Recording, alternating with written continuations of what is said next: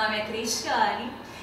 Para quem não está conseguindo me ver, vou me apresentar novamente. Eu tenho uma estatura mediana, sou morena, tenho os cabelos lisos, longos e estou com uma blusa listrada verde e bege, tá bom? E hoje nós vamos falar sobre a independência dos Estados Unidos. Nós estamos na atividade 8, né? E vamos lá, gente, vamos conversar sobre como aconteceu essa independência aí nos Estados Unidos.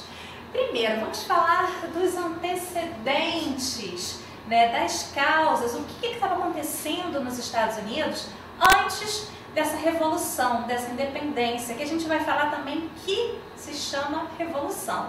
Por quê? Porque foi algo novo, algo que não tinha acontecido ainda em nenhuma parte do planeta. Nem a Revolução Francesa tinha acontecido, gente. As 13 colônias inglesas na América, falamos de 13 colônias, porque cada estadozinho era independente, tá? Eles não eram como a gente imagina o Brasil, né? Todos juntos. Eles tinham uma certa independência. O norte tinha uma forma de colonização que era muito relaxada, já o sul vivia uma colonização nos moldes que nós já estamos aqui acostumados, que nós já estudamos no 7º ano, que é aquela colônia de exploração, né? Onde a metrópole é mais ativa. No século XVIII, em razão de muitas guerras que a Inglaterra travou, ela acabou obrigando, né, criando aí impostos e aumentando o controle sobre essas 13 colônias, principalmente aquelas que não estavam acostumadas da parte nordeste dos Estados Unidos. Isso causou entre os colonos uma grande insatisfação, porque eles estavam acostumados a viver quase que de forma independente, eles nem lembravam que a Inglaterra era sua metrópole, a não ser pela administração, por alguns soldados, aqueles casacas vermelhas, que vocês veem em muitas séries e filmes que eu sei que vocês assistem.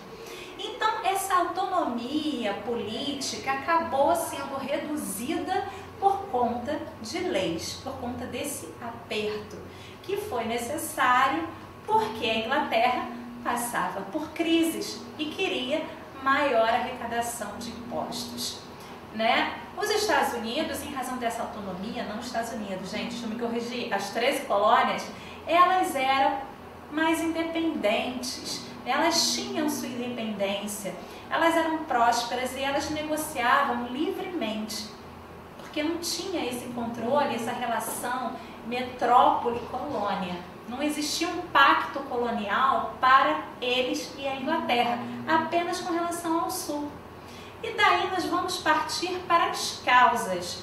As causas, como eu já disse, vai ser esse aumento do controle inglês. A Inglaterra vai editar várias leis que vão fazer com que esses colonos americanos se revoltassem, né? Então, a lei do açúcar, a lei do selo, a lei do chá e, por fim, as leis intoleráveis, que dizia, inclusive, que qualquer cidadão nascido nas 13 colônias, se cometesse qualquer tipo de crime, deveria ser julgado na Inglaterra, o que causou muita raiva. A lei do açúcar fazia com que ele obrigasse as 13 colônias a apenas comprar o melaço e o açúcar da Inglaterra, sendo que eles estavam acostumados a comercializar livremente e os preços acabavam sendo muito mais altos. A lei do selo também obrigava maior controle da metrópole. E a lei do chá também obrigava que os nativos da colônia apenas bebessem o chá que era importado pela metrópole Inglaterra. E agora nós vamos falar do processo, né? Como foi esse processo de independência? Né? Vários colonos, todos, a grande maioria dos fazendeiros, eles vão se armar e formar um exército próprio. Esse exército vai entrar em luta contra os casacas vermelhas, que é o exército inglês. O exército inglês, né, ainda vai contar com uma surpresa, que vai ser o apoio da França aos colonos rebeldes. Então o exército francês acaba se juntando a esses colonos que se armam na luta pela independência dos Estados Unidos. E isso fortalece, acaba sendo um elemento surpresa que faz com que a guerra acabe ficando difícil. Então a França ela ajuda financeiramente e também com homens a independência dos Estados Unidos. E uma sucessão de guerras acontecem, de batalhas em campo, que também vocês podem encontrar em vários filmes por aí.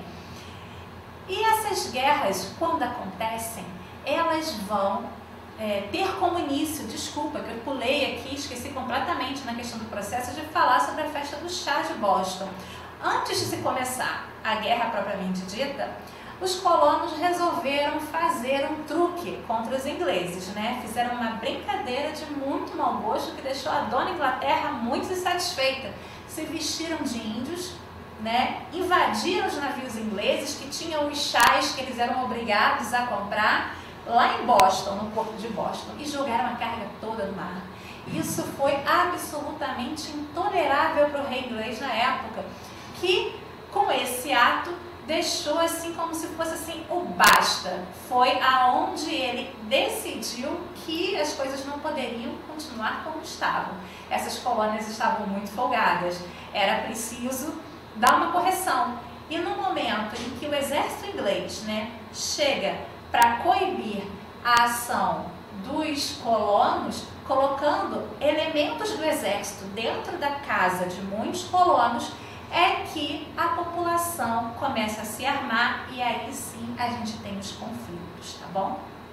De todos esses conflitos, ao cabo deles, a gente tem dois congressos, que é o primeiro e o segundo congresso da Filadélfia, que vai estabelecer as regras, a primeira Constituição dos Estados Unidos, aonde vai ser redigida a Declaração de Independência. Essa Constituição dos Estados Unidos vige até hoje, data do século XVIII. São feitas algumas alterações ao longo do tempo, ok? Mas vai ser o primeiro país do mundo a ter de fato a sua independência, de ser uma república e ter uma Constituição liberal. Lembrando que, apesar de ser liberal, o direito não era para todos nessa época, ok? Era apenas para os homens brancos dos Estados Unidos. Mulheres e escravos eram colocados totalmente à parte. A escravidão não acabou depois desse processo de independência, não. Ela seguiu ainda por um bom tempo.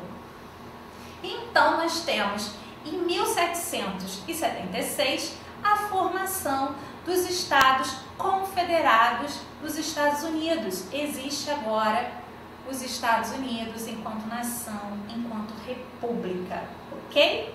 Consequências disso. Quando essa independência ela é aceita pelo mundo, pelo Tratado de Paris, onde vai ser assinado entre a Inglaterra, os Estados Unidos e os outros países da Europa reconhecem os Estados Unidos enquanto uma nação livre, também é realizado logo em seguida a Constituição dos Estados Unidos, que eu falei para vocês que foi no ano de 1787. Ela vai definir então que os Estados Unidos é um país federalista. O que isso quer dizer? Que os Estados Unidos têm, como o nome diz, não é um país assim de leis homogêneas, são Estados Unidos. Cada estado tem a sua própria lei, a sua própria forma de arrecadação de impostos, por exemplo, a sua própria administração, que é muito diferente do outro estado. Tem estado, por exemplo, nos Estados Unidos, que tem pena de morte, em outros estados não. Então, cada estado tem a sua lei. Eu tenho certeza que você já viu o filme em que alguém está fugindo de um estado para ir para o outro para poder se livrar da prisão ou da pena de morte. É por isso. Então, e passa a ser uma república federalista, né? Uma presidencial. Tem um presidente da república. E o primeiro presidente é George Washington, um dos grandes líderes do movimento de independência. As liberdades individuais fazem parte dessa Constituição, porém, como eu já disse, não é para todos, é apenas para os homens brancos e com renda nos Estados Unidos. Aí não contempla mulheres e nem escravos. E a gente vai ter uma adoção da divisão dos poderes em três, né, que é um Estado tripartite, ou seja, o Estado tem os poderes divididos em três, aqueles lá do iluminismo. Inclusive o movimento iluminista ajudou muito, influenciou demais os Estados Unidos. Foi, na verdade, a experiência para a Revolução. Os iluministas da França, como todo o governo francês, estavam ali influenciando a independência dos Estados Unidos a todo momento, tá? Então existe uma ligação muito grande entre a França e esse movimento de independência. Como é que essa divisão dos três poderes? Vamos lembrar aí, nós estudamos em iluminismo. É a divisão entre o poder executivo, legislativo e judiciário nos Estados Unidos, desculpa. E, infelizmente, como eu já disse, reafirmando aqui, manteve a escravidão. Ela não foi extinta com a independência. E é isso, gente. Por hoje nós terminamos aqui. Eu espero ter ajudado, espero que tenha sido claro. Qualquer dúvida, pode deixar um comentário que a gente responde. Um beijo e até a próxima!